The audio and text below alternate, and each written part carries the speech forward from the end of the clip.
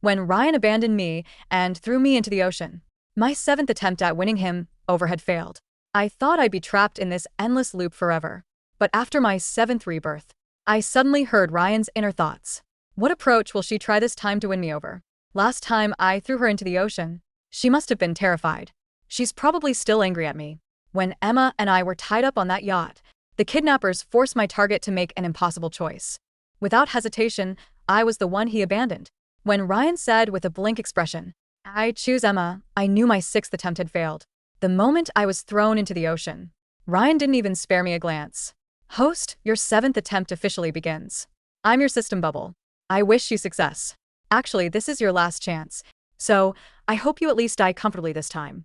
The system's voice repeated in my ears once again. This time, even the scripted encouragement had changed. Couldn't help but laugh bitterly. Someone like me failing 6 times in a row was truly rare. I was originally a college student dying of cancer. During my final moments, I was pulled into the time-space station. The system told me that if I could complete the romance mission, my life in the real world would be restored to health. Such a tempting offer. I agreed. Without hesitation, I tried to win.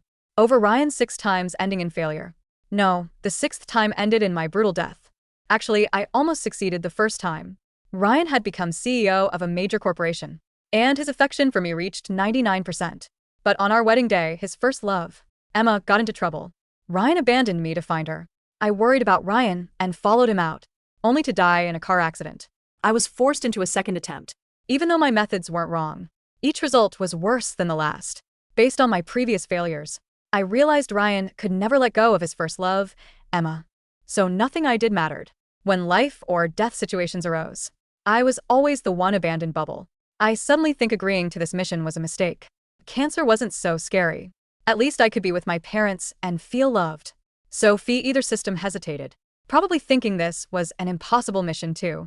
At Twilight Bar, I encountered Ryan again. He was being beaten to the ground by Emma's new boyfriend. Look at the mighty Ryan. Now aren't you supposed to be tough? Your girlfriend's in my arms. What? Aren't you angry? After Ryan's family went bankrupt, Emma immediately broke up with him and got together with his rival. Since Ryan had made many enemies before, now he was completely powerless. The man threw his wine-stained jacket at Ryan, smiling coldly. "This suit costs more than you'll make in a lifetime working. How about this for Emma? Say, bow down to me and we'll call it even. What do you say?" Ryan slowly got up from the ground, wiped the blood from his mouth, and said nothing. Emma bit her lip helplessly and said timidly, "Ryan, just listen to Derek. At least you'll suffer less." For a long time, Ryan remained silent, his long lashes hiding his emotions. In previous attempts, I would always step in to protect Ryan and end the conflict. But today I suddenly didn't want to. Watching Ryan being humiliated, I even felt a terrible satisfaction. How wonderful it would be if he just died like this. "Sophie, aren't you going to save him?" The system's voice pulled me back to reality. I was definitely going crazy in this place. What difference does it make? I've saved him before. Just as I was about to leave, Ryan spoke. "I won't kneel. I'd rather die." Though he was speaking to Emma, his gaze fell directly on me in the corner. Soon after, he received an even more severe beating for those words. His eyes shifted from me to Derek. I had experienced such bloody scenes myself. During my 5th attempt, Emma had a car accident and broke her leg. She was a dancer, which meant she could never dance again. Ridiculously. All evidence pointed to me. I still remember Emma crying heartbrokenly in Ryan's arms at the hospital. "Ryan, please get revenge for me, okay?" In the end, Ryan broke my legs for Emma's sake. That night's blood was even more intense than now. I instinctively shrank back, hugging my arms. The system consoled me. "Sophie, this is the last time. Let's try again. What if it works?" Would it work? I didn't know, but I still brought the wounded Ryan home. This was my last chance, my final opportunity to survive. My parents were still waiting for me. I couldn't give up. "Now, who are you?" The young man's voice was hoarse. Due to his injuries, he couldn't get up from the bed. I had heard this question 6 times and answered it 6 times. "Who are you?" "I'm Sophie. Here to protect you." But looking at his face now, I didn't want to say another word. I ignored his question, placed the wound-cleaning medicine on the nightstand, and tried to leave. Just as I stood up, I suddenly heard Ryan's voice. "Is she angry?" Looking back, he was still lying in bed, not speaking. The voice continued. "What approach will she use to win me over this time?" She didn't answer my question just now. Is she angry because I threw her into the ocean last time? But what choice do I have? As long as she doesn't leave me, this endless cycle isn't so bad. I couldn't control my sharp intake of breath. These were Ryan's inner thoughts. He knew everything. He knew about my mission. And even had memories of all 6 previous attempts. No wonder my affection points never increased. No wonder whatever I did, Ryan always despised me. No wonder he always hit or scolded me during each attempt. I thought it was because of Emma, but it wasn't. Ryan had orchestrated everything. His terrifying possessiveness wanted to trap me beside him. Like a circus clown, endlessly repeating predetermined events. What is she thinking? New ways to win me over. Ryan's voice appeared again like a death sentence. My face turned pale, instantly suppressing my fear. I quickly fled the room. The night was cold as water. Cold wind rushed into my limbs, gradually calming my emotions. Sophie, I'm sorry. This is my mistake. Ryan awakened after the first attempt, and I failed to detect it. Sorry. The system's voice grew smaller, like a child who had done something wrong. I said nothing. Consciousness awakening meant Ryan was no longer just a character. Everything I had done was pointless. I said coldly. Consciousness awakening. Doesn't headquarters have a solution? Yes.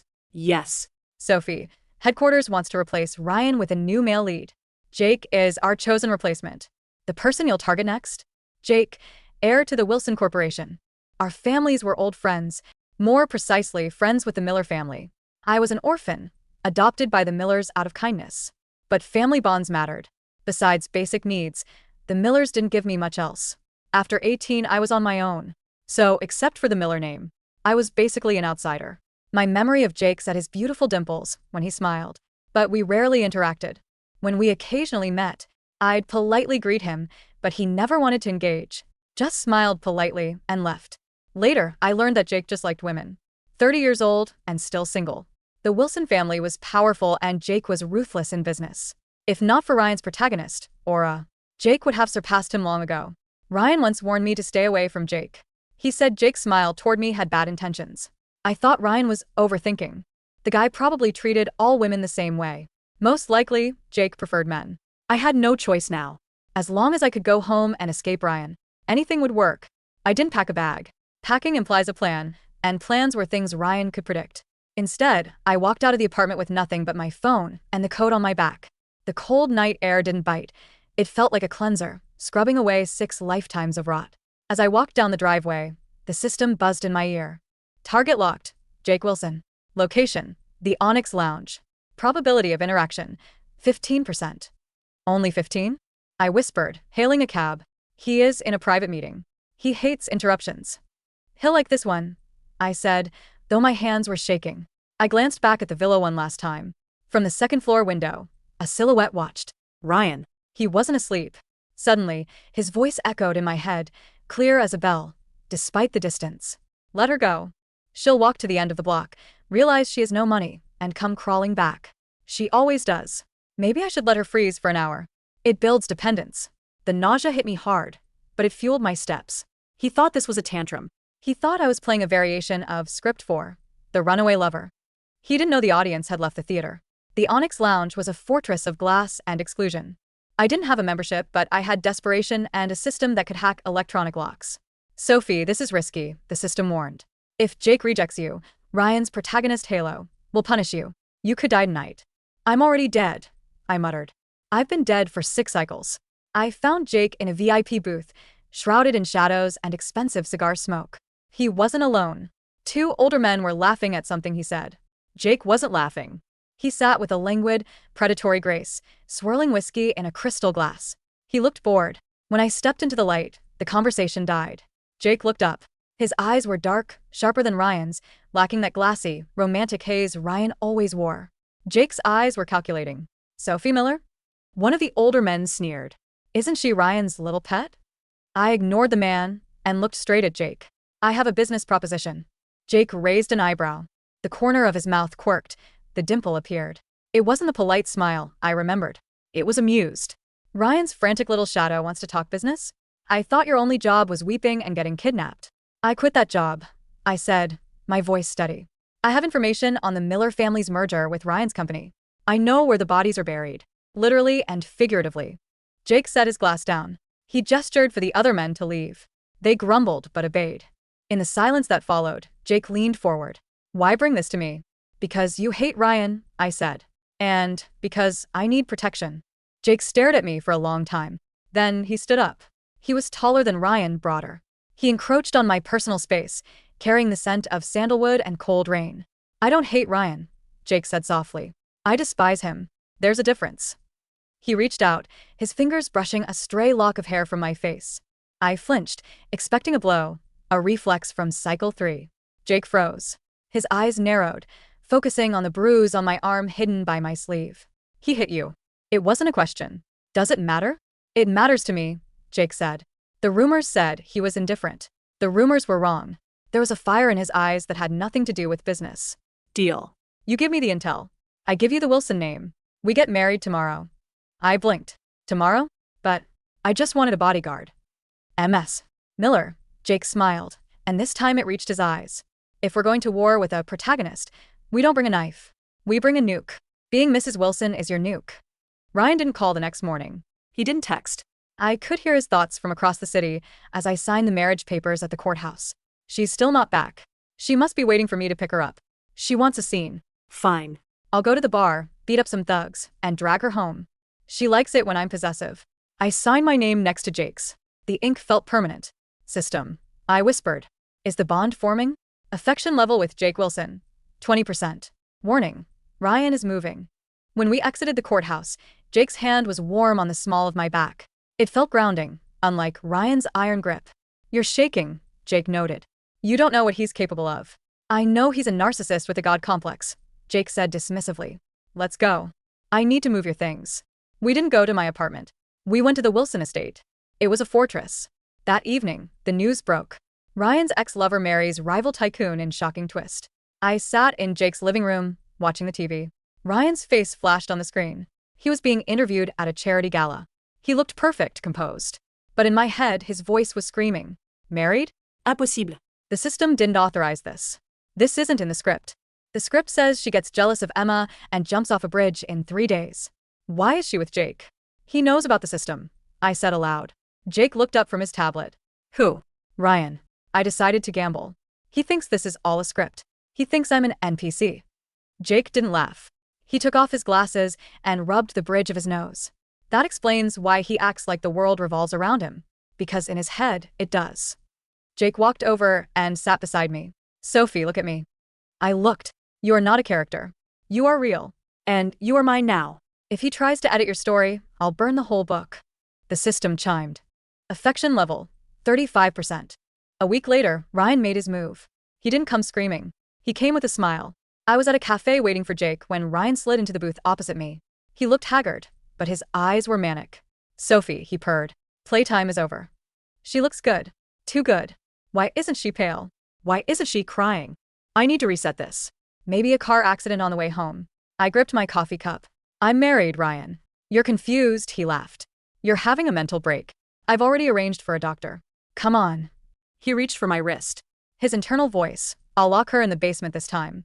Break her spirit completely. Then I'll restart the timeline when she's obedient again. Don't touch me, I shouted, pulling back. The patrons looked around. Ryan's smile faltered. Sophie, don't make a scene. You know what happens when you disobey. I know, I said, leaning in, my voice low. I know about the 7 attempts, Ryan. I know you remember. Ryan froze. The color drained from his face. The background noise of the cafe seemed to vanish. I remember the ocean, I hissed. I remember the car crash. I remember the wedding. I remember you choosing Emma every single time. She knows? How? The system said her memory gets wiped. Unless, did she awaken too? No, she's just a prop. It doesn't matter if you know, Ryan whispered, his face twisting into a mask of cruelty. You can't leave. The world won't let you. You exist to die for me. Not anymore. A shadow fell over the table. Jake. He didn't say a word. He simply placed a heavy hand on Ryan's shoulder. Ryan flinched. Get out, Jake said. His voice was calm, terrifyingly deep. This is between me and my wife, Ryan spat, standing up. Your wife? Jake laughed, a sharp, barking sound. Ryan, you traded her for a fake diamond 6 times. You don't get a refund. Ryan swung. It was a clumsy, desperate punch. Jake caught it easily, twisting Ryan's arm behind his back until a sickening pop echoed. Ryan screamed. Touch her again, Jake whispered in Ryan's ear, and I won't stop at the arm. As we walked away, Ryan's thoughts screamed after me, louder than his physical pain. Kill him. I have to kill Jake. If Jake dies, the plot resets. I'll kill them both. Living with Jake was peaceful. It was terrifyingly normal. He didn't demand love. He didn't play games. He worked, he cooked surprisingly well, and he listened. I learned the truth about the gay rumors. It was easier, Jake admitted one night over wine. Women in our circle, they are either sharks or pawns. I didn't want a pawn, and I didn't want to sleep with a shark. And what am I? I asked. He looked at me over the rim of his glass. You're a survivor.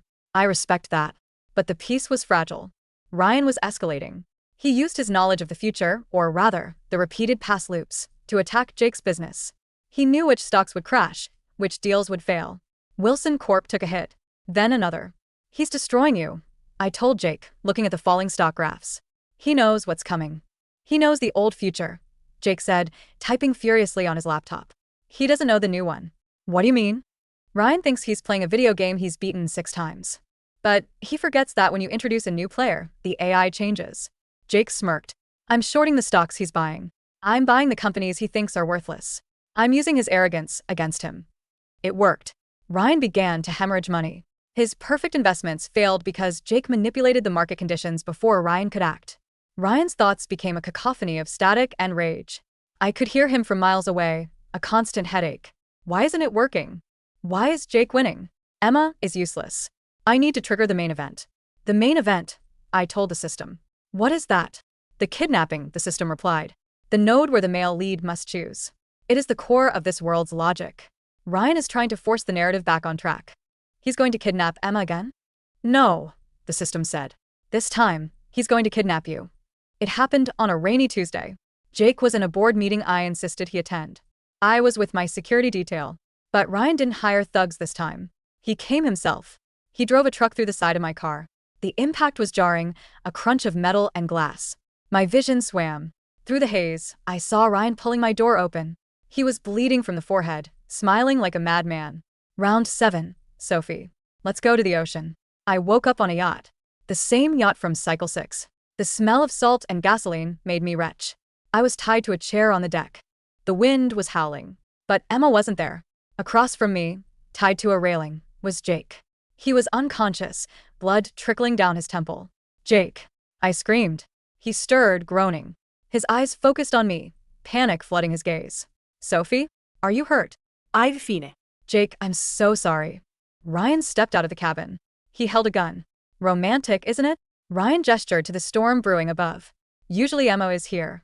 But I realized, Emma doesn't matter. She never did. It was always about breaking you. He pointed the gun at Jake. Here are the new rules. The system won't let me kill the new male lead directly, without a penalty. But if you choose, Sophie, if you choose for him to die to save yourself, the narrative accepts it. Ryan grabbed my hair, yanking my head back. Tell me to shoot him. Tell me you want to live. If you do, I'll let you go. We can start over. Cycle 8 will be perfect. I promise I'll love you. I'm lying. I'll keep her in a cage. But she'll say it. She's weak. She wants to live. I looked at Jake. He was battered, bleeding, but his eyes were clear. Sophie, Jake said, his voice firm. Don't listen to him. If she doesn't choose, I throw you both over, Ryan grinned. And we know you can't swim, Sophie. The system buzzed. Critical warning. Ryan's mental state has destabilized the world. If you die here, there is no Cycle 8. Your soul will dissipate. I know, I thought. I looked at Ryan. I choose. Ryan's eyes lit up. Yes, I choose Jake. Ryan's face fell. Wrong answer. He aimed the gun at Jake's chest. Wait, I shouted. Ryan, look at the water. He blinked. What? The system. I screamed. It's abandoning you. It was a bluff, but it distracted him for a split second. Ryan glanced at the dark ocean. In that second, Jake moved. He hadn't been fully tied. He'd been working on the knots since he woke up. He lunged, tackling Ryan. The gun skittered across the deck.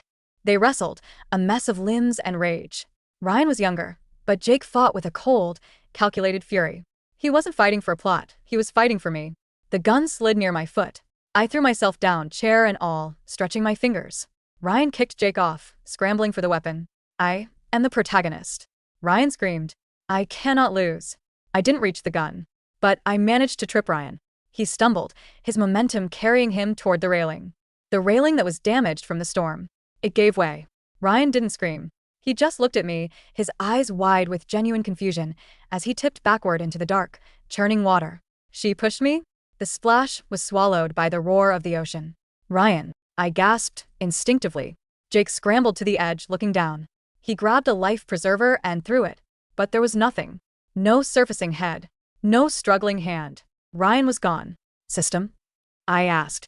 Target Ryan has been deleted, the system replied, its voice sounding strangely relieved. World logic resetting. Protagonist authority transferred to Jake Wilson. The days following were a blur of police reports and hospitals. Ryan's body was never found. The authorities assumed he drowned, swept out by the tide. I knew better. The system had reclaimed its glitch. I sat in the hospital bed, watching Jake peel an apple. He was terrible at it, taking off more fruit than skin. You're butchering it, I said, smiling weakly. I'm a CEO, not a chef, he grumbled, handing me a jagged chunk of apple. The cancer, I said suddenly. The mission was over. The romance mission was a success. Jake froze. He didn't know about the cancer. In this world, I hadn't been diagnosed yet. It was my secret from reality. System, I asked internally. My reward. Mission accomplished, the system said. The host body in the real world is fully healed. You may return now. My heart stopped. Return? Leave this world? Leave Jake? Do I have to go? I asked. Jake looked at me. Go where? I choked up. Sophie, the system interrupted. You have a choice. Return to your original world, healthy and alone. Or stay here, in this world, which is now stabilizing into a real reality. But if you stay, you're mortal. No restarts. No system. Just life. I looked at Jake. He was watching me with that intense, quiet protectiveness. The man who dove onto a gunman for me. The man who learned to peel apples because I liked them. In my old world, I had parents who loved me, yes. But they had mourned me already. In this world, I had a future I had fought for. Jake, I said. Yeah. If I told you I was supposed to be somewhere else, somewhere far away, would you let me go? Jake put the knife down. He took my hand, entwining our fingers. I'd follow you, he said simply. I told you, Sophie. I'm not Ryan. I don't own you. But I'll be damned if I let you walk alone. I squeezed his hand. System, I thought. Uninstall. Are you sure? Yes. Good luck, Sophie. A soft chime faded in my ear, like a dying note of music. The interface in my vision flickered and vanished. The constant hum of the narrative flow ceased. The world suddenly felt sharper, heavier. Real. I'm staying, I told Jake. He didn't ask what I meant. He just leaned forward and kissed my forehead. Good. Because I have a lot of stocks to buy back. 3 years later, the grave was simple. No name, just a stone overlooking the cliffs. I sometimes came here, not to mourn Ryan, but to remember the girl who died 6 times. Ready to go? Jake's voice called out. He was standing by the car, holding a toddler who had his dimples and my eyes. Coming. I looked at the ocean one last time. It looked peaceful today. I wasn't afraid of the water anymore. Ryan's voice was gone. The loop was broken. I walked back to the car, to my husband, to my daughter. What were you thinking about? Jake asked, strapping our daughter into her seat. Just thinking that the 7th time really is the charm, I smiled.